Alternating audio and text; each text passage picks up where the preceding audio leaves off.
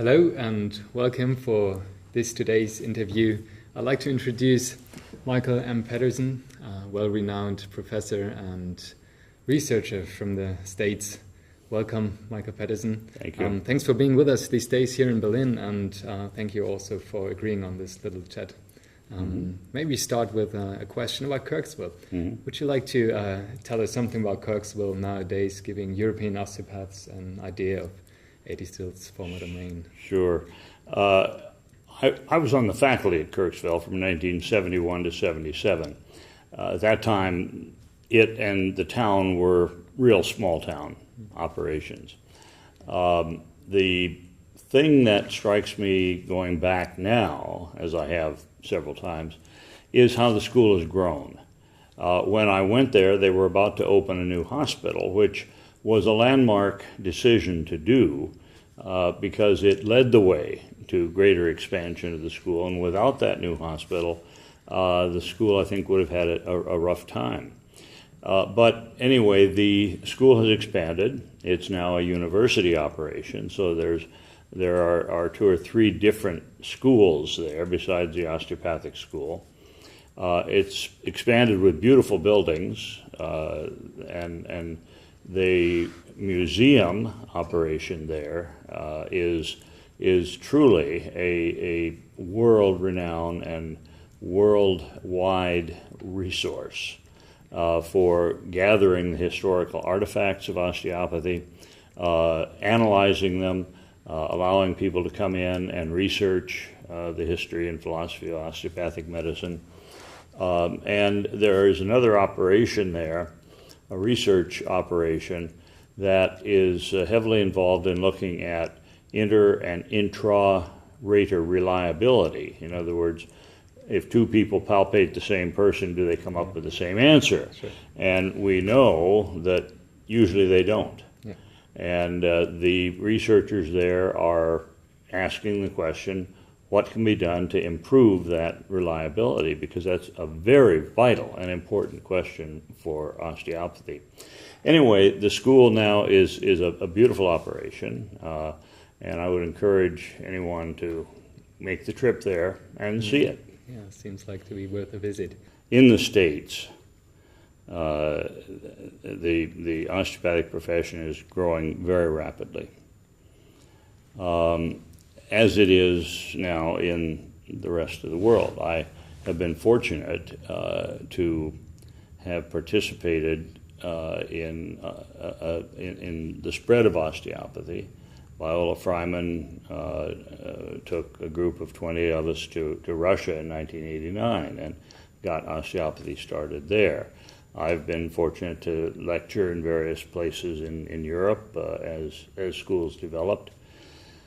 And it's been very rewarding to see osteopathy spreading and growing in the States. Right now, in the States, 1 out of every 5 medical students is an osteopathic medical student.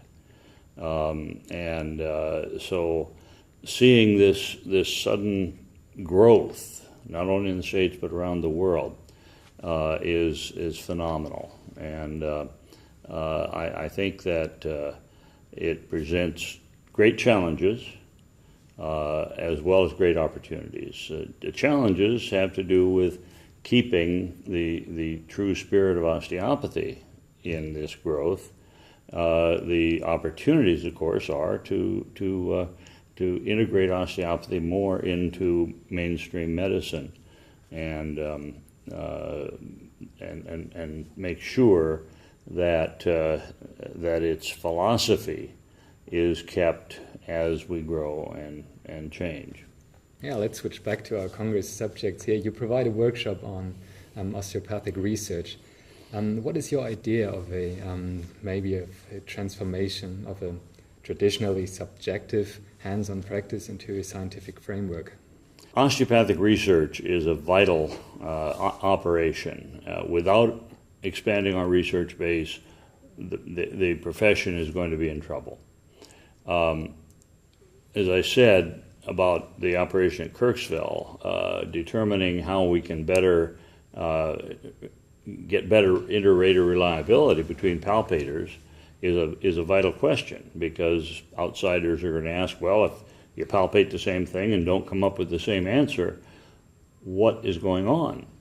But of course, there are much broader questions. The National Institutes of Health in the United States has been funding efficacy studies. That is, does manipulative treatment work? They're pretty much quitting that. They've now said, look, we have enough data that manipulation does work. Now the question is, how does it work? What's going on?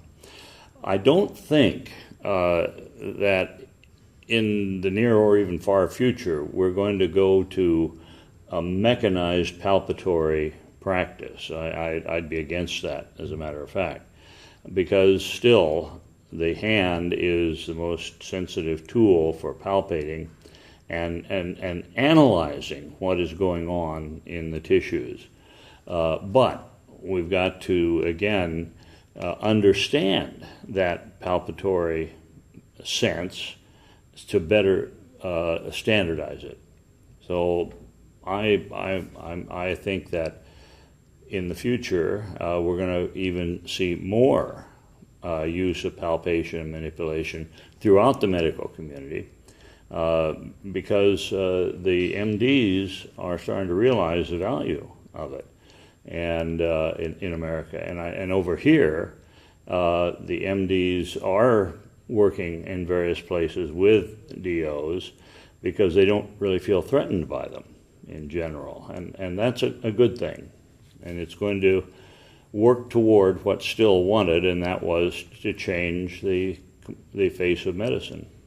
Yeah, let's move on to your second workshop you provide. It's really the title of that workshop is how could we combine a whole body approach and osteopathic or manual medicine in general with the modern concept of neurobiology of physiology. Yes. Wilfred Yanik and I have been friends for years, and as you know, I'm sure he's probably the world's leading expert in the autonomic nervous system. He and I had fun with that workshop yesterday. I began with talking about the 4 tenets of osteopathy and how they are to be interpreted. Throughout the workshop, Wilfred provided information about the function of the autonomic nervous system at each level and the feedback from it to the central nervous system, and how this integrated with manipulative treatment. And there was a fairly lively discussion about that aspect of things. And the participants in the workshop were interested in how especially the body is a unit related to the autonomic nervous system, because we're finding out a lot of information now, or he is and others, about how the sympathetic and autonomic nervous system integrates the body. And the more we understand about that, the more we understand about how palpation and manipulation work. Yeah. Right, thank you. Next question is a question of personal interest to me as well. A.T. Still, a potent healer and osteopath, always emphasized also on the spiritual approach to go along with mechanical work on the body. And trauma is one of our Congress subjects, implies the potential, at least, for spiritual experience, for example, when being released. And what are your reflections on this, at least in academic osteopathy or academic research, neglected level of treatment? Well, you call it a neglected level of treatment, and certainly it is. Yeah. The reason, of course, I think, is because we have no idea what the spiritual aspect is. For one person it's one thing, for another person another. Now, Still didn't really get into the spiritualism until late in his career. And he got very interested in it. Of course, his family was not ecstatic about his interest in that because they felt that osteopathy was controversial enough without that being introduced. But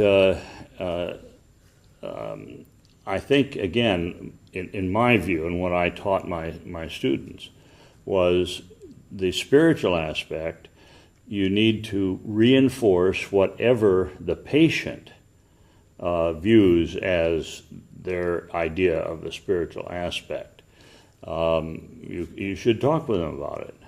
But then don't try to convert them to your idea of it, because that is a violation of what you're trying to do with them. But reinforce their belief system, whatever it is, as a means of the whole person approach. You've been around in the field of osteopathy for quite some time now, and is there nowadays any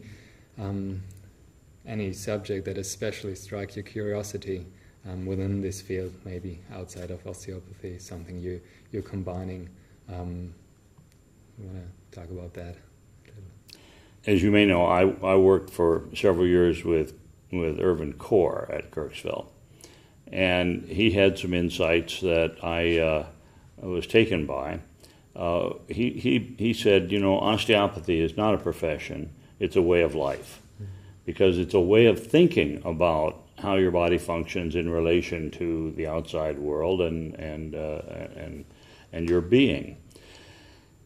And I have done a lot of thinking about that aspect, about how our osteopathic philosophy is integrated into our life experiences. And we're fortunate in this profession in that we have a philosophy, and we know what our philosophy is, at least vaguely. And the relationship between philosophy and practice has been more and more intriguing to me as I get older and older. I don't know what that means, but at any rate, and then in the scientific aspect, part of my research career was with spinal cord function and alterations of spinal cord function with experience. We call that plasticity. And to me, from speaking in the scientific area, the plasticity of the nervous system and its relation, and that plasticity's relationship to health and disease has become more and more of interest to me as I've gone on in my career. Maybe we add a question. I'm always asking experienced osteopaths. It's for you, for maybe all the students that participated in this Congress. What are for you the key factors in developing maybe not a career, but developing a potent mindset behind an osteopath, behind your actual work with the body, with patients, people? What are key factors that contribute to that? When I was at Kirksville, I decided I needed to know more about osteopathy in order to teach neurophysiology, which is what I was doing there. And I asked the chair of the OPP department to sit down with me. He was a very experienced teacher and a friend, and talk to me about osteopathy. And he said, "No, I won't do that." He said, "I want you to start out next year with the freshman class and take the 2 years of OPP courses," which I did. And I began to realize then, and it's been reinforced over the years of teaching students, because I taught OPP, manipulation, palpation, the rest of my career, as well as other aspects of osteopathy, that the most potent aspect of a student beginning to really realize what osteopathy is how well they use their hands. some students can come in and the first palpation lab, they lay their hands on and they feel things. They don't have to be trained. They have it innately. There aren't a whole lot of them, and others then finally feel things, and that wakes them up. But I'm also convinced that there are a number of students that come into our schools that are never going to really feel those things under their hands. They are not going to be excited about osteopathy. And I'm pretty well convinced that some of them can't be taught. They just don't have the sensory function integrated with their thought process. And so to me, the real factor is how well they use their hands and feel what's going on.